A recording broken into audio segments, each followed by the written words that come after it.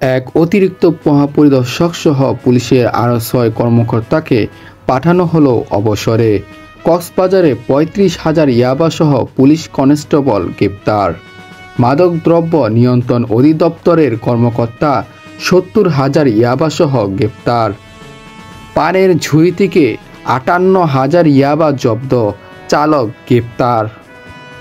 কক্সবাজারে যৌথ বাহিনীর অভিযানে সেনা কর্মকর্তা নিহত। দিনাজপুরে সাবেক স্বেচ্ছাসেবক লীগ নেতা রজব গ্রেপ্তার। হত্যা মামলায় সাবেক আইজিপি মামুন ফের ৪ দিনের রিমান্ড। ট্রাকের পিছনে মিনি ট্রাকের ধাক্কা, নিহত ২। শিক্ষককে হেনস্থা, ঢাকা কলেজ ছাত্রদলের ২ নেতাকে বহিষ্কার।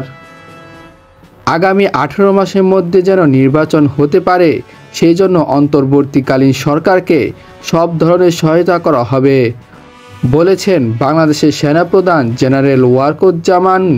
ঢাকা বিশ্ববিদ্যালয়ে ফজলুল হক মুসলিম হলে ৩ দফায় পেটানো হয় তোফাজ্জলকে। অংশ নেন অন্তত ১৫ জন। জাহাঙ্গীরনগরের সাবেক ছাত্রলীগ নেতা হত্যা, মারধরে অভিযুক্ত ৪ জন ছাত্রদলের ১ জন সমন্বয়ক।